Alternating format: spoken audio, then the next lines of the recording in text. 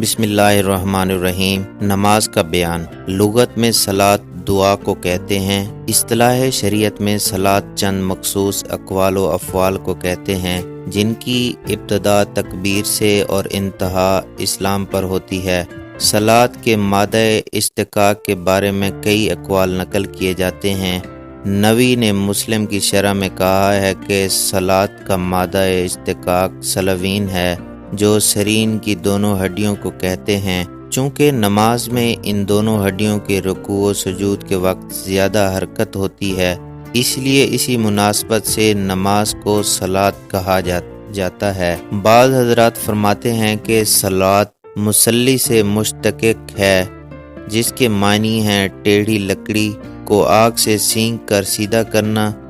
چنانچہ نماز کو صلاۃ اس لیے کہا جاتا ہے کہ انسان کے مزاج میں نفس امارہ کی وجہ سے ٹیڑھا پن ہے، لہٰذا جب کوئی آدمی نماز پڑھتا ہے تو رب قدوس کی عظمت و ہیبت کی گرمی جو اس عبادت میں انتہائی قرب الہی کی بنیاد پر حاصل ہوتی ہے، اس کے ٹیڑھے پن کو ختم کر دیتی ہے۔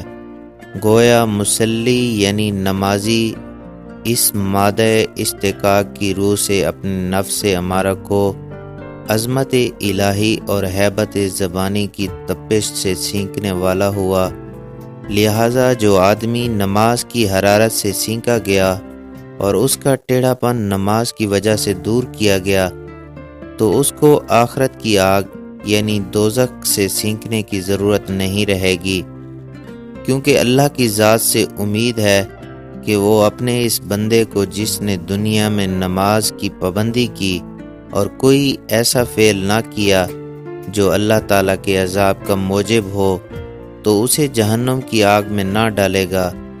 اس اصطلاحی تعریف کے بعد یہ سمجھ لیجئے کہ نماز اسلام کا وہ عظیم رکن اور ستون ہے جس کی اہمیت و عظمت کے بارے میں امیر المومنین حضرت علی کرم اللہ وجہہ کا یہ اثر منقول ہے کہ جب نماز کا وقت آتا ہے تو ان کا چہرہ مبارک کا رنگ متغیر ہو جاتا ہے۔ لوگوں نے پوچھا کہ امیر المومنین آپ کی یہ کیا حالت ہے؟ فرماتے ہیں کہ اب اس امانت، یہ اشارہ ہے اس آیت قرآنی کی طرف جس کا ترجمہ ہے کہ وقت آ گیا ہے جسے اللہ تعالیٰ نے آسمانوں، پہاڑوں اور زمین پر پیش فرمایا تھا، اور وہ سب اس امانت کے لینے سے ڈر گئے اور انکار کر دیا۔ نماز کی تاکید اور اس کے فضائل سے قرآن مجید کی مبارک صفحات مالا مال ہیں۔ نماز کو ادا کرنے اور اس کی پابندی کرنے کے لیے جس سختی سے حکم دیا گیا ہے وہ خود اس عبادت کی اہمیت و فضیلت کی دلیل ہے۔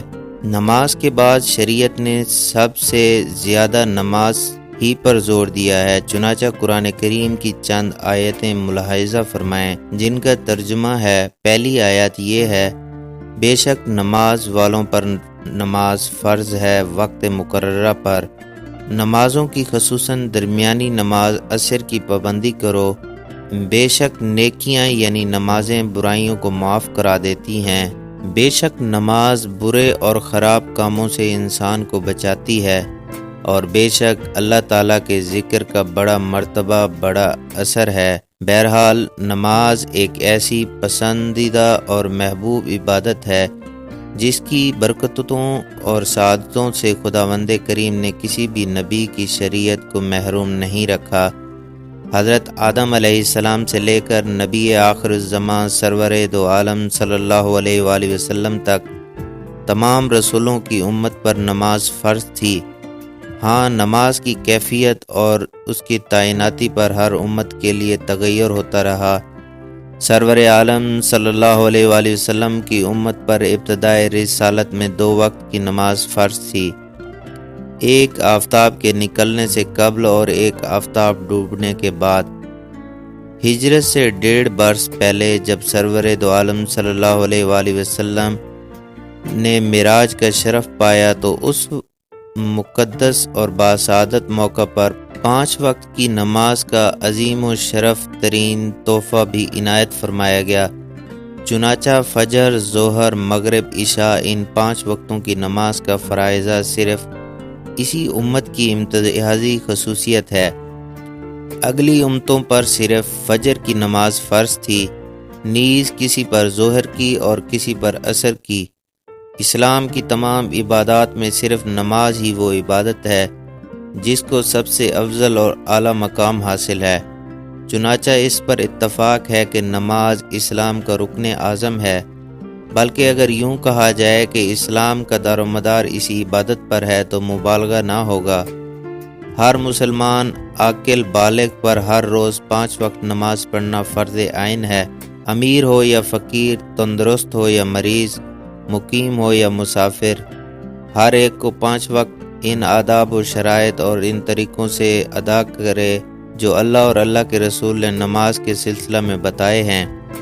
اللہ کے دربار میں حاضری دینا اور رب قدوس کی عظمت و بڑائی اور اپنی بے کسی و لاچاری و عجز و انکساری کا مظاہرہ کرنا ضروری ہے، یہاں تک کہ جب میدان کار راز میں جنگ کے شعلے بھڑک رہے ہوں اور عورت سب سے زیادہ اور شدید تکلیف زدہ حالت میں مبتلا ہو تو تب بھی نماز کا چھوڑنا جائز نہیں، بلکہ اس کی ادائیگی میں دیر کرنے کی بھی اجازت نہیں۔ یہاں تک کہ اگر کسی عورت کے بچے کی پیدائش کے وقت بچے کا کوئی جزو نصف سے کم اس کے خاص حصے سے باہر آ گیا ہو، خواہ خون نکلا ہو یا نہ نکلا ہو، اس وقت بھی اس کو نماز پڑھنے کا حکم ہے اور نماز میں توقف کرنا جائز نہیں۔ جو آدمی نماز کی فرضیت سے انکار کرے وہ کافر ہے اور اس کو ترک کرنے والا گناہ کبیرہ کا مرتکب اور فاسق و فاجر ہے۔ بلکہ بعض جلیل القدر صحابہ کرام مثلاً حضرت عمر فاروق رضی اللہ تعالیٰ عنہ وغیرہ نماز چھوڑنے والے کو کافر کہتے ہیں۔ امام احمد رحمہ اللہ کا بھی یہی مسلک ہے۔ امام شافعی و امام مالک رحمہ اللہ علیہ نماز چھوڑنے کو گردن زنی قرار دیتے ہیں۔ حضرت امام اعظم ابو حنیفہ رحمہ اللہ اگرچہ اس کے کفر کے قائل نہیں، تاہم اس کے نزدیک بھی نماز چھوڑنے والے کے لیے سخت تعزیر ہے۔ مصنف نے یہاں کتاب الصلاۃ کے نام سے جو عنوان قائم فرمایا ہے، اس کے تحت نماز سے متعلق وہ تمام